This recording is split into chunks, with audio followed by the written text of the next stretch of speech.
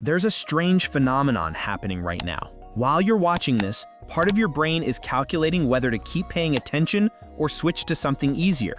That calculation happens thousands of times a day, and it's quietly destroying your ability to do anything meaningful. But what if I told you that the same neural mechanism making you avoid hard work can be flipped to make you crave it? What if discipline could feel as good as scrolling? That's not motivation talk, that's neuroscience. And by understanding how your brain actually works, you'll discover why willpower has been failing you and what you need to do instead. Your brain operates on a simple economic principle. It's constantly asking one question: what's the best return on energy investment?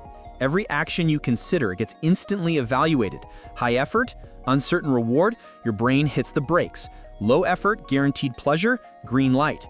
This isn't a character flaw. This is survival programming from a time when conserving energy meant staying alive.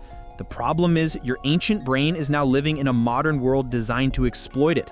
Every app, every snack, every piece of content has been engineered by teams of scientists to trigger the exact neural pathways that make you feel good with zero effort. Your brain isn't broken, it's being hacked. Let's talk about what's really happening in your head when you can't start that project or drag yourself to the gym. There's a tiny cluster of neurons called the nucleus accumbens. Think of it as your brain's motivation engine. It runs on a neurotransmitter called dopamine, but dopamine doesn't work the way most people think. It's not the pleasure chemical, it's the wanting chemical. Dopamine spikes when you anticipate a reward, not when you receive it. That's why scrolling feels so compelling. Every swipe might reveal something interesting, so your brain floods you with dopamine to keep you searching. But here's where it gets dark. When you get too many easy dopamine hits, your brain adapts. It's called downregulation. Your dopamine receptors literally decrease in number, like your brain is turning down the volume on satisfaction. Now you need more stimulation to feel the same level of interest. A book that once captivated you feels boring. A workout that once energized you feels impossible. You're not losing discipline, you're experiencing a tolerance effect, just like with any other drug. This is why people who spend hours on social media often feel the most unmotivated. Their brains have been trained to expect constant, effortless rewards. Anything requiring sustained attention feels like punishment by comparison. The effort-to-reward ratio is all wrong. Your brain has been recalibrated to crave instant gratification, and real achievement can't compete with that. But the beautiful thing about neuroplasticity is that what can be broken can also be fixed. Your brain is constantly rewiring itself based on what you do. Every choice you make is either strengthening neural pathways for discipline or reinforcing pathways for distraction. The question isn't whether your brain will change, it's which direction you're pushing it. So what exactly is a dopamine detox and why does it work? Despite what the name suggests, you're not actually detoxing from dopamine itself. You're removing the artificial, hyper-stimulating sources of it. Think of your dopamine system like a dimmer switch that's been cranked to maximum brightness for so long that normal light looks like darkness. A dopamine detox is about turning down that dial so your brain can recalibrate what normal feels like. When you remove the overwhelming sources of easy pleasure, something remarkable happens. Your dopamine receptors begin to upregulate. They become more sensitive. Suddenly, activities that seemed boring before start feeling engaging. The satisfaction of completing a task, the energy after a workout, the calm after focused work, these natural rewards start registering again. You're not becoming someone new, you're returning to baseline. You're remembering what it feels like to be driven by internal satisfaction rather than external stimulation. Most people fail at this because they approach it wrong. They try to white-knuckle through it, relying on willpower alone. But willpower is a finite resource, and it's no match for a dopamine-starved brain screaming for stimulation. Instead, you need to understand the transition period. For the first few days, you're going to feel restless, irritable, maybe even anxious. This is not weakness, this is withdrawal. Your brain has adapted to a certain level of stimulation, and now you're pulling it away. The discomfort you feel is actually a sign that the process is working. Your brain is being forced to adjust. The key is knowing that this phase is temporary. Most people give up right before the breakthrough because they interpret the discomfort as a sign they're doing something wrong. But that restlessness is your brain reorganizing itself. Push through it. Here's what you need to do practically. Start by identifying your highest dopamine activities. Not the things you enjoy most, but the things that require the least effort for the most stimulation. For most people, this is their phone, specifically social media, short-form video content, or games. But it could also be junk food, online shopping, or pornography. Whatever gives you intense pleasure with minimal effort, that's your target. Now, here's the critical part. You don't have to eliminate these forever. You just need to eliminate them temporarily while your brain resets. Pick a frame time. 3 days is a minimum, 7 is better, 14 is transformative. During this period, you're creating artificial scarcity for easy dopamine, which forces your brain to find satisfaction in harder activities. But you can't just remove things, you have to replace them. Nature abhors a vacuum, and so does your brain. When you take away easy dopamine sources, you need to deliberately engage in activities that provide slower, more sustainable rewards. Read a physical book instead of scrolling. Cook a meal instead of ordering. Go for a walk without headphones instead of watching another video. Exercise without music or podcasts. Journal by hand. Have a real conversation. These activities feel boring at first because your dopamine system is still tuned to high intensity. But here's the magic. As you persist, your brain starts releasing dopamine in anticipation of these activities too. After a few days of reading, your brain learns that opening a book leads to the satisfaction of learning something new. After a week of workouts, your brain starts craving the endorphin rush and sense of accomplishment. You're literally retraining your reward system.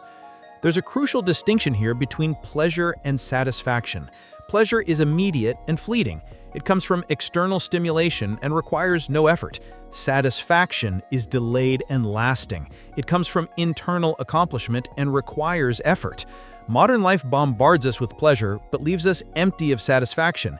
That's why you can spend an entire day feeling entertained and still go to bed feeling unfulfilled. Your brain got pleasure, but no satisfaction. A dopamine detox shifts your focus from seeking pleasure to building satisfaction. And here's what nobody tells you. Satisfaction actually produces more dopamine over time than pleasure does. When you accomplish something difficult, when you push through resistance and come out the other side, your brain releases a cocktail of neurochemicals, including dopamine, serotonin, and endorphins. This is the feeling athletes call a runner's high. It's what creators feel after hours of focused work. It's the deep contentment that comes from discipline. And it's far more powerful and lasting than any notification could ever be. The neuroscience backs this up. Studies show that delayed gratification activates the prefrontal cortex, the part of your brain responsible for planning, decision-making, and self-control. The more you practice delaying gratification, the stronger these neural pathways become. Meanwhile, instant gratification activates more primitive parts of your brain, the limbic system, which operates on impulse and emotion. Every time you choose discipline over distraction, you're quite literally strengthening the advanced parts of your brain and weakening the primitive parts. You're upgrading your operating system. Over time, this changes your default setting. Discipline stops feeling like a battle against yourself and starts feeling like your natural state. This is what people mean when they say discipline becomes a habit. It's not that it becomes easy, it's that your brain rewires to prefer it. Let me tell you what happens after a proper detox. You'll notice your attention span expanding. Things that used to bore you within minutes will hold your focus for an hour. You'll feel a clarity of thought that's been missing. Ideas will come more easily. You'll make decisions faster because you're not constantly seeking validation through your phone. You'll have more energy because you're not riding a roller coaster of dopamine spikes and crashes. Most surprisingly, you'll start feeling genuine excitement about things that used to feel like chores. That project you've been avoiding, you'll actually want to work on it. That gym session, you'll look forward to it. This isn't toxic positivity or fake motivation. This is your brain functioning the way it was designed to before it got hijacked by algorithms. But here's the thing that people don't want to hear. This isn't a one-time fix. Your brain will always try to drift back toward easy rewards. That's not a bug, that's a feature. The key is building systems that make discipline the path of least resistance. This is where environment design becomes crucial. If your phone is next to your bed, you'll check it first thing in the morning. If healthy food is prepared and visible, you'll eat it. If your workout clothes are laid out, you'll work out. You can't rely on willpower when your environment is sabotaging you. Design your life so that the dopamine-rich activities require effort to access and the satisfaction-rich activities are effortless to start. Delete social media apps from your phone. Use website blockers. Put your phone in another room when you work. Make junk food inconvenient and healthy food convenient. Every barrier you put between yourself and distraction is a vote for the person you're trying to become. There's also a social component to this that's often overlooked. The people around you are constantly influencing your dopamine baseline. If everyone in your life is scrolling, binging, and seeking instant gratification, you'll be pulled in that direction. But if you surround yourself with people who value focus, discipline, and deep work, their habits become contagious. This doesn't mean abandoning your friends. It means being intentional about who you spend your time with and what activities you do together. Seek out communities that reinforce the behaviors you want to develop. Find accountability partners who are on the same journey. Your brain is shaped not just by what you do, but by who you're with.